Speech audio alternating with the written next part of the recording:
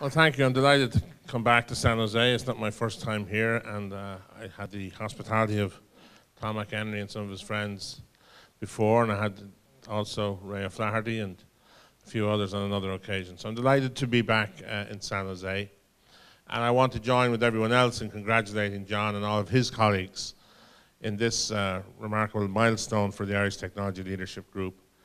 And the fact that Craig Barrett has agreed to be chairman of the group, I think, speaks volumes for not only the ambition that this group has for itself, but also the credibility that they can lend to the project, because Craig has been a very candid and straightforward friend to Ireland for very many years. We greatly appreciate the very clear exposition of his views that he gives to us on many occasions.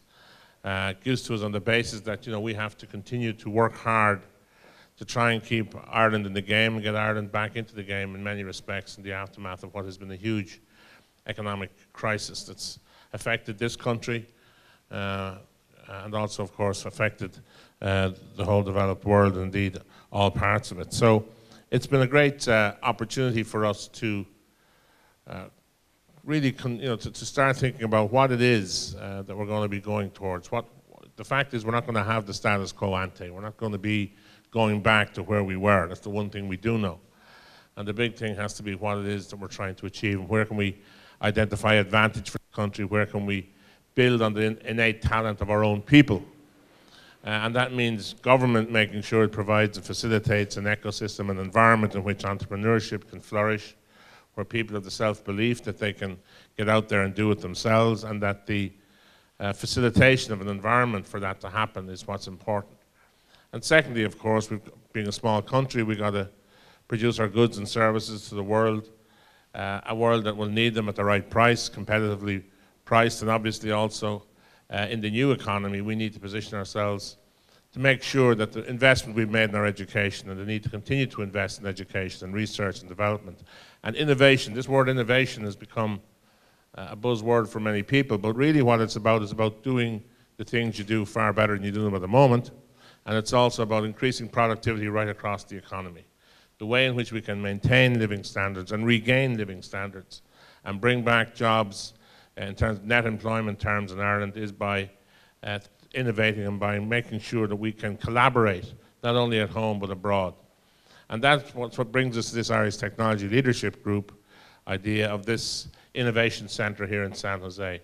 A physical presence, but also an opportunity for people, Irish technology companies, many young entrepreneurs who have great ideas, who need to be able to position themselves in the marketplace, who need to be able to collaborate, who need to be able to make the right pitch in the right place to the right people at the right time. And having a presence like this in the heart of Silicon Valley is a huge prospective advantage for many who can use these facilities in the right way with the mentoring and the advice that they'll get from the Technology Leadership Group people themselves. So I think that's a great opportunity, and the government have been glad to help with a contribution from the Irish taxpayer in recognition of what this group can achieve. We have, of course, our state agencies who continue to work assiduously and well, even in the context of last year when we had a lot of difficulty in terms of investment coming to the country. Over 125 companies came to Ireland. And 70% of those companies that came are providing research and development capability. They are deepening their roots in Ireland in terms of existing facilities and new people coming to work with Ireland and with the Irish people in trying to devise the new economy, the new products and services of the future. And what we're trying to say, as we envision where Ireland is going, we want Ireland to be the place to be the best place in Europe where you can set up a business, the best place in Europe where you can scale up a business, the best place in Europe where multinationals can collaborate themselves using Ireland as a test bed for the synergies and convergence technologies that are going to emerge, and that we have, if you like, in Ireland uniquely, a populated enterprise entrepreneur community that can do that and can do that better than in any other country in Europe in our view. So we've got to try and develop a global innovation hub in Ireland. And we've got to do that by putting in the right policies, by getting the right balance into our policies, and by obviously in the first instance, getting our public finances back into order, but also having a developmental aspect of what we're doing, to take a long-term approach and to have a consistency and clarity about what it is we're trying to achieve that enables the investor community to understand the message that we're trying to propagate and to get people to come and work with us to make it happen. And that essentially is what, as part of that possibility, if you like, this ITLG group have brought forward this particular premises here in San Jose to contribute towards that. And we're deeply grateful for all of that. We've had a Global Economic Forum last year, at which Craig and John spoke, in various plenary and other sessions that were held there. And that really was, finally trying to network the diaspora, to make sure that we can use the diaspora as a resource, to make sure that we can use all of that goodwill there is towards the country and all that expertise that's available to the country, so that we can try and, as I say, forge a pathway to progress and prosperity again. And it's often, misunderstood that even in the aftermath of this difficult financial and economic crisis, the level of economic activity in Ireland in 2010 is still 30% more than what it was in 2000. So you've got to retain some sort of perspective on the fact that we can't be regarding ourselves as immune from a trend that has hit all of the world because of what's happened in the financial and economic arena, but also we've got to be able to retain a sense of can-do and self-belief about our ability to reorient and reinvent ourselves and get out there and sell ourselves and sell what it is that we can achieve in a way that has already proven successful in the past. And I'm very, very confident that the Irish Technology Leadership Group are going to be a great asset to the many people who have good ideas. And as has always been said, the successful societies will be those who can match the good ideas with the good people, commercialize those ideas, and as Craig had said, get out into the marketplace and successfully build businesses from such ideas and from such research and from such entrepreneurship. So those from the media can take it that I have read the speech. It's quoted. I don't have to go through it. What I am saying today is I'm personally delighted to be here.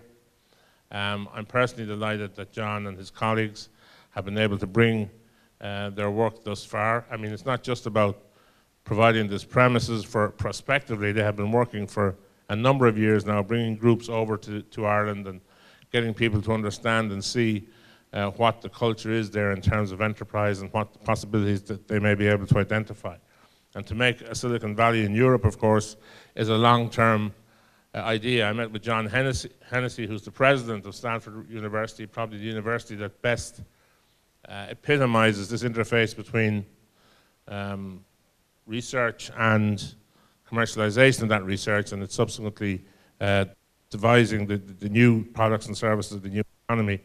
He makes the point that Silicon Valley is 60 years in the making. So you don't create this sort of ecosystem and this self-sustaining vibrancy and new ideas and new industries have been spun out overnight.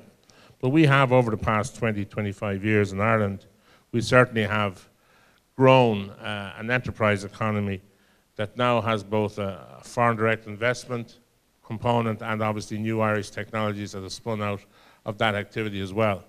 And by pursuing excellence and by collaborating and by using the resources both at home and resources like this abroad, we will in fact be able to see the match and the fit, because no one size fits all at a time of technological innovation. This premises, I believe, will be a place where things can happen, where Irish people, as I say, can come and pitch their products and services, and as I say, innovate and work with others here who have been so successful and are the leaders in their field worldwide. So congratulations to all concerned. It's a great pleasure to be here. It's a wonderful day. This is a lovely antidote to the windy city in Chicago. The weather is a bit warmer. And I'm glad too that there are some people from my own part of the world who've been able to come out here today as well.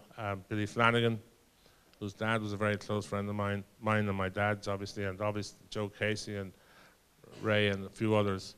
We'll see you guys when the formalities end as well. Thanks very much indeed.